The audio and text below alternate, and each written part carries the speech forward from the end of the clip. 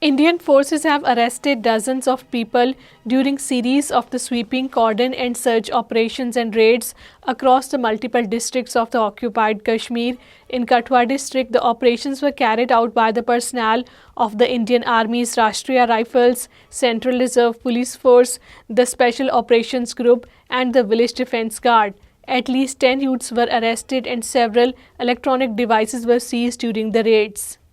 Amid an ongoing spree of the property confiscations targeting the Kashmiris under various pretexts, the High Court has declared that the right to property is not constitutional but the fundamental human right. The ruling came in response to a petition filed by Abdul Majid Lone, a resident of the Tangdhar Irkarna Kupwara, seeking justice for the occupation of over 12 canals of his land by the Indian Army since 1978 without any compensation or legal acquisition.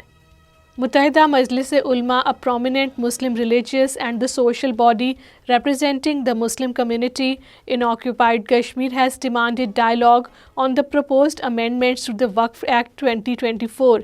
The MMU, under the leadership of the patron Mirwais Umar Farooq, in a statement in Srinagar, feared that these amendments could undermine the autonomy and the fundamental purpose of the Waqf properties.